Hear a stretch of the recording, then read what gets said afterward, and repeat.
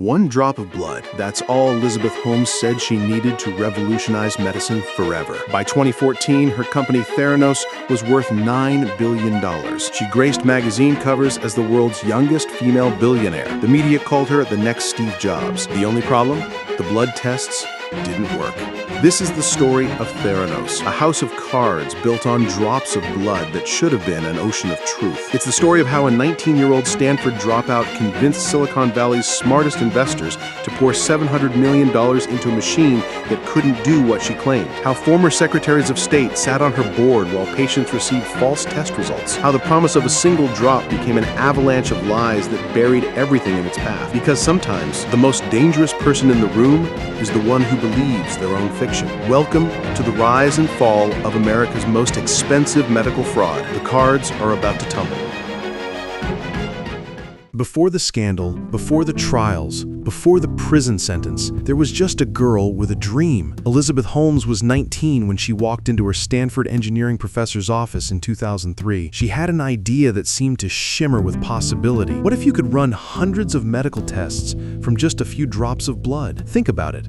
No more needles, no more vials, no more waiting rooms filled with anxiety and band-aids wrapped around bruised arms. Just a tiny prick, a drop of blood, and answers to questions that could save your life. Holmes envisioned a device that could run 200 tests from a single finger prick sample. She called her company Theranos, a blend of therapy and diagnosis. This wasn't just another tech startup. This was 2003, remember? The human genome had just been mapped. iPods were changing music. The world was hungry for the next big breakthrough. And here was this intense young woman with piercing blue eyes and a voice strangely deep for her age, promising to democratize healthcare itself. But here's what nobody talks about in those early days. The first house of cards had already been laid because Elizabeth Holmes had dropped out of Stanford after just 2 years. She had no medical degree, no background in biochemistry, no experience running a laboratory. What she had was conviction and charisma and an unshakable belief that if she could just build the right machine, she could change everything. She started assembling her team, recruiting engineers, filing patents, and somewhere in a small office in Palo Alto, she began building what she promised would be a revolution. The blood testing industry was ripe for disruption, she said. Traditional labs required large samples. Results took days. Costs were high. Theranos would change all of that. But revolutions, as history teaches us, are bloody affairs, and the blood that would flow from this particular revolution wouldn't always be real. The dream was intoxicating. The reality? Well, reality was still being invented, one drop at a time. The foundation was set, the house of cards was taking shape, and Elizabeth Holmes, she was about to become Silicon Valley's most celebrated and most dangerous architect. The question nobody was asking yet, what happens when the cards start to fall?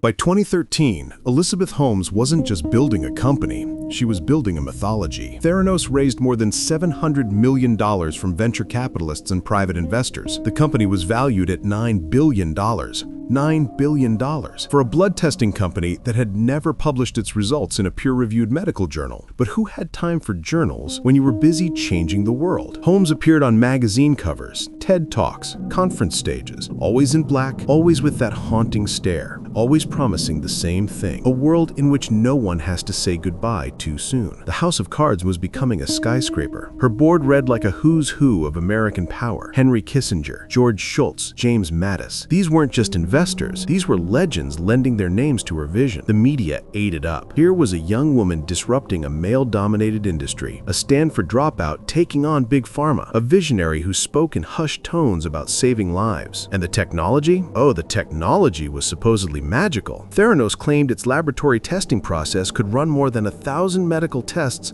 on a sample of only a few drops of blood. Think about that. More than 1,000 tests from a finger prick. The traditional blood testing industry required tubes of blood. Theranos needed barely enough to cover a dime. The machine responsible for this miracle was called Edison. after the inventor himself, because that's what Elizabeth Holmes was positioning herself as, a modern-day Edison illuminating the darkness of disease with the light of innovation. Walgreens signed a partnership deal.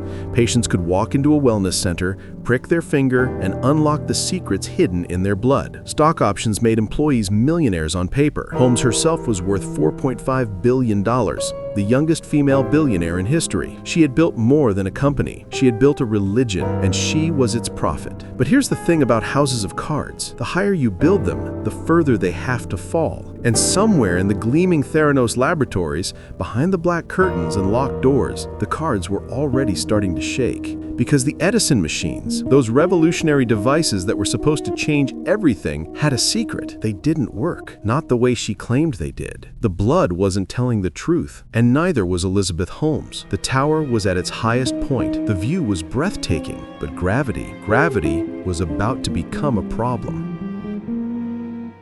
Tyler Schultz was 23 and believed in the mission. Grandson of former Secretary of State George Schultz, one of Theranos' most prominent board members, Tyler had joined the company fresh out of Stanford. He was going to help revolutionize medicine. That's when he noticed the cracks. It started small: quality control issues in the lab, test results that didn't quite match up, colleagues whispering about problems with the Edison machines. But these weren't supposed to be problems. This was Theranos. This was the future. Tyler wasn't the only one noticing. Inside the Theranos laboratories, behind the veil of secrecy that Elizabeth Holmes had carefully constructed, scientists were growing nervous. The Wall Street Journal later reported that Theranos was using traditional blood testing machines instead of the company's Edison devices to run its tests. But in 2014, that revelation was still a year away. What employees knew was this: something was wrong with the House of Cards. The Edison machines, those revolutionary devices that were supposed to run hundreds of tests from a drop of blood, could barely handle a dozen, and the results they did produce, inconsistent, unreliable, sometimes dangerous. But Holmes had a solution for everything. When tests failed, she blamed the blood samples. When machines broke down, she blamed operator error. When scientists raised concerns, she blamed their lack of vision. The company's culture was becoming toxic. Employees were afraid to speak up. Those who asked too many questions found themselves pushed out. Holmes had divided the company into silos. Lab workers couldn't talk to engineers. Engineers couldn't talk to business development. Nobody could see the full picture. Nobody except Elizabeth Holmes. And she wasn't talking. The partnerships were growing. Walgreens was preparing to launch Theranos testing centers nationwide. Patients were starting to rely on Theranos results for critical medical decisions. But behind the polished public image,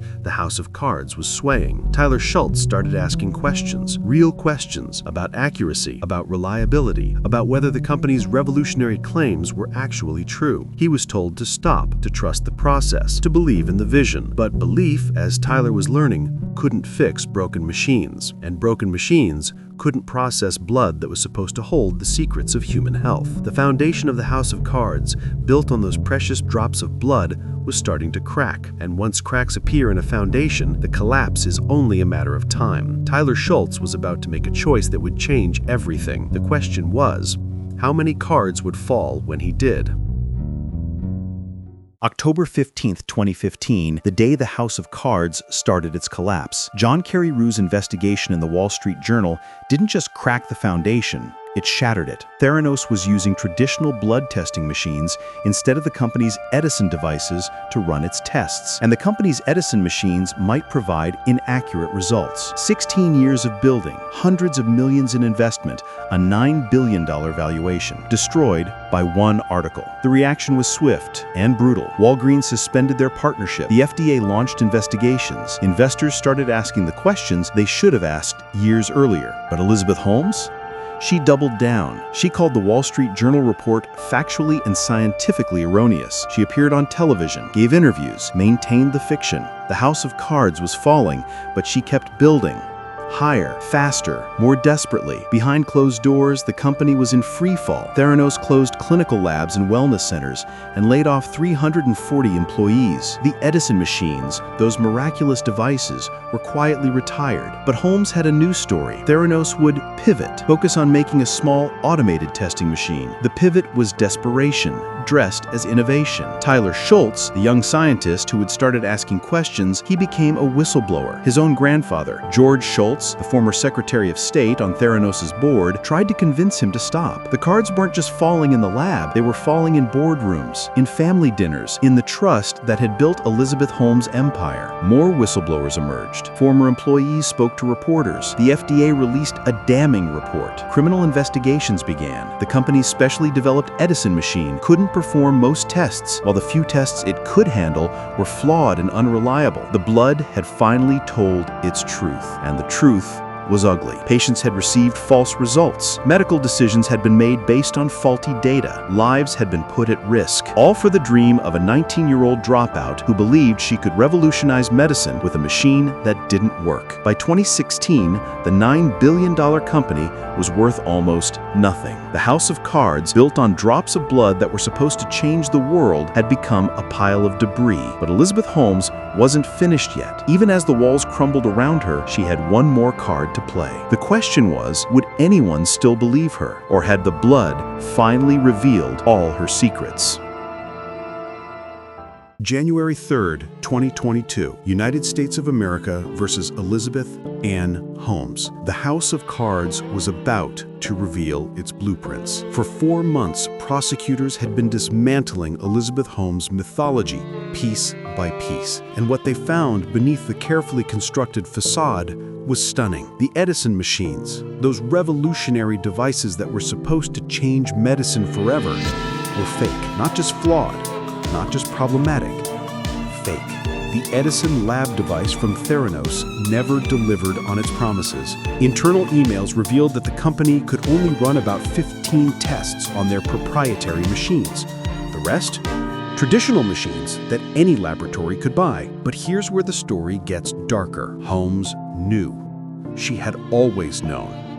The prosecution revealed board presentations where Holmes acknowledged the Edison machines weren't working, internal reports showing failure rates, scientists' warnings that were ignored or suppressed. The House of Cards hadn't fallen because of outside pressure. It had been hollow from the very beginning. Witnesses testified about patient results that were wrong, blood samples so small they couldn't be processed properly, tests that were diluted beyond any scientific validity. One patient received results showing she was HIV positive. She wasn't. Another was told his heart medication levels were dangerously high. They weren't. These weren't just business failures.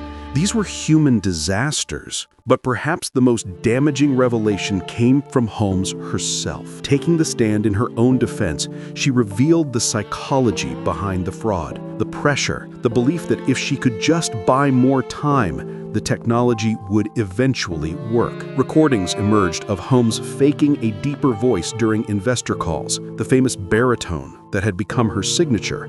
It was performance, theater. The blood had revealed everything now. Holmes had manipulated blood samples to hide when machines didn't work. She had used third-party devices while claiming they were proprietary. She had presented false data to investors, patients, and partners. The jury heard about the culture of fear inside Theranos, employees who were threatened with lawsuits for asking questions, scientists who were pushed out for refusing to falsify results. They learned about the fake lab demonstrations. Investors and journalists were shown staged tests that bore no resemblance to the company's actual capabilities. The Walgreens partnership based on rigged demonstrations. The board of prestigious members, they had been misled about the technology's limitations. Holmes had built her house of cards not on blood drops, but on blood lies. The prosecution's case was devastating. They didn't just prove that Theranos had failed. They proved that Elizabeth Holmes knew it would fail and had built a $9 billion company on that knowledge. On January 3rd, 2022, Holmes was found guilty on 4 counts of defrauding investors. The blood had finally told its truth, and the truth was that there had never been enough blood to build an empire, just enough lies to pretend there was. The House of Cards was about to fall completely, and this time there would be no rebuilding. November 18th, 2022, the gavel fell one final time. 11 years and 3 months in federal prison. The youngest female billionaire in history was now inmate number 249651111. Elizabeth Holmes, who had once graced magazine covers and commanded stages, was led away in handcuffs. The House of Cards was no more. Theranos had officially dissolved in September 2018.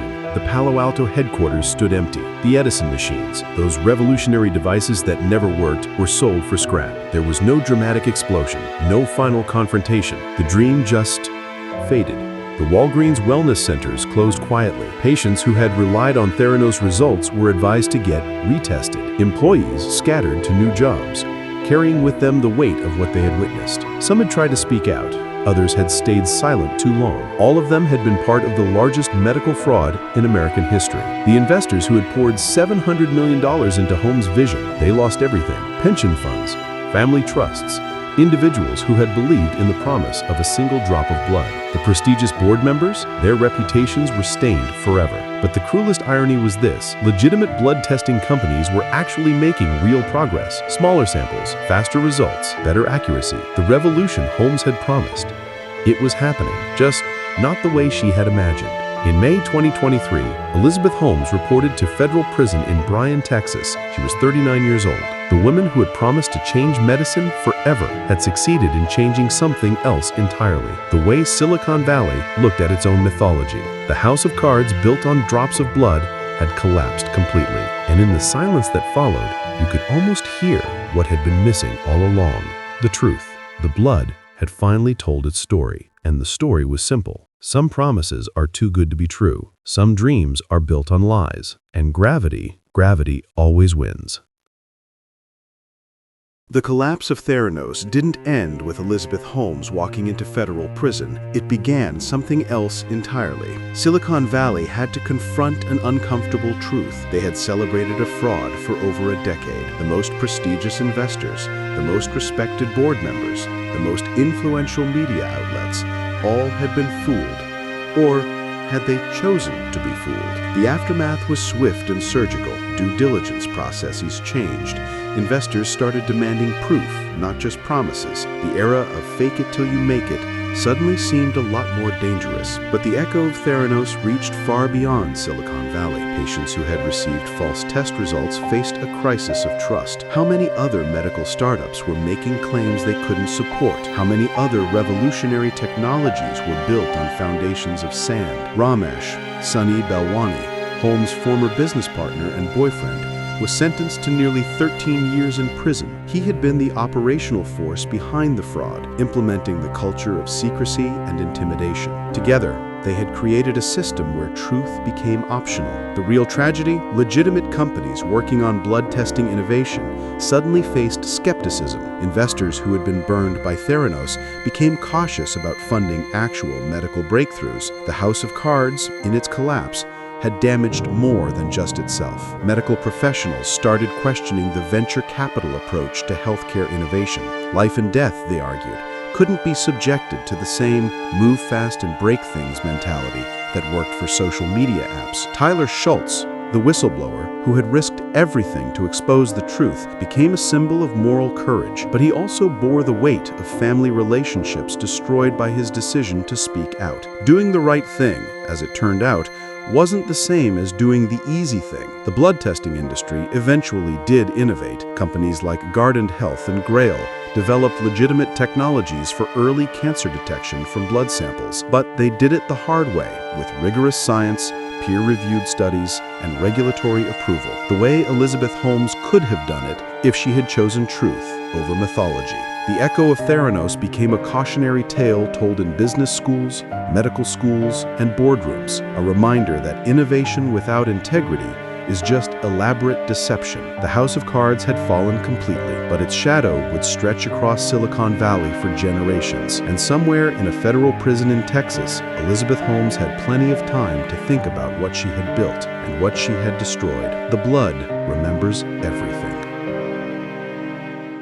One drop of blood. That's where this story began. Elizabeth Holmes promised that a single drop could unlock the secrets of human health. She was right about one thing. Blood tells the truth, just not the truth she wanted it to tell. The blood told us about ambition unchecked by reality, about charisma used as a weapon, about the dangerous seduction of believing your own lies. It told us that Silicon Valley's culture of disruption and medicine's culture of evidence, don't always play well together. The house of cards that was Theranos was built on a fundamental misunderstanding that wanting something to be true could make it true. But blood doesn't lie. Molecules don't respond to marketing campaigns. Chemistry doesn't care about your valuation. The real tragedy isn't that Elizabeth Holmes failed to revolutionize blood testing. It's that she convinced herself and hundreds of others that failure wasn't possible. In the end, the blood did change everything, just not the way she promised. It changed how we think about medical innovation, about venture capital, about the difference between vision and delusion. It reminded us that some disruptions are worth pursuing